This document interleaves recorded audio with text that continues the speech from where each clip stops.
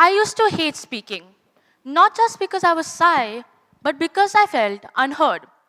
As a kid, I struggled with my speech. My words didn't always come out the way I wanted them to, and people wouldn't always try to understand me. They'll talk over me, interrupt, or give me that impatient look, the one that silently urged me to just stop trying. I still remember the day I went to play in my new apartment complex.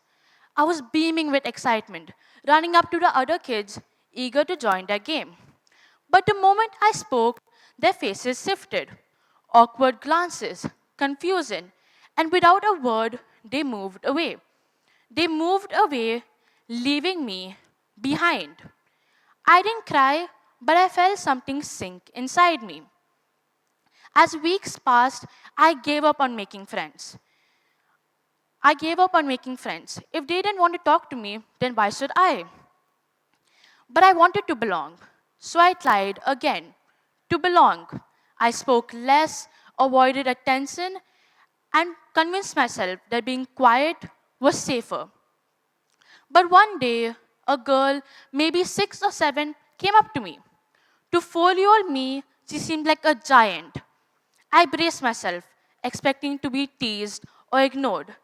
But instead, she just smiled and said, "So what's your name?" I stuttered and stammered to my answer, expecting her to lose patience just like everyone else. But she didn't. She waited. She listened. The next day, she found me again and asked, "So what's your favorite color?" And just like that, with moments of patience and kindness, she made space for me. She started pulling me into games and made so no one laughed at me. But one day, when someone did laugh at me, I fell silent again. But she leaned in my ear and said something I'll never forget. "It's okay if it takes a little longer. I still want to hear you." That girl is probably in college, and she probably does not remember me, but I will always remember her. Because she waited, she listened. Because of her, I know that it takes only one person to make someone feel like they truly matter. As years passed, I've slowly come out of myself. And now I know a voice isn't just about speaking, it's about being heard. And no one should have to fight for that. And no one should have to fight for that. So today, I'm going to talk about why everybody, no matter how they sound, who they are, or how they think, deserves to have their own voice. And more importantly, why the world needs to hear it. And more importantly, why the world needs to hear it. Because everybody has a distinct voice. Some speak boldly, some softly, some express themselves through art, through science, through literature. These voices are shaped by culture, by love, by struggle, by their own uniqueness. And yes, society tends to favor a certain type of voice: the polished speaker, the assertive debater, the one who is considered to be perfect. But what about the ones who stutter and stammer and carry deep truths? What about the ones who pause before they speak? Or what about the ones still learning to speak up for themselves? For some voices are like the whispers in the storm, easy to miss but powerful if you pay attention. And we lose value of each voice when we only make room for the loudest ones. In fact, a research from the Harvard Business Review showed that the best communicators are not the best talkers. They're the best listeners. That is because they excel because they focus more on perceiving than on being heard. Their strength lies in not how well they talk, but in how well they listen. But people ostracize them for being quiet. And when someone is neglected enough, they start to fade. They shrink into silence, not because they have nothing to say, but because saying it feels so pointless.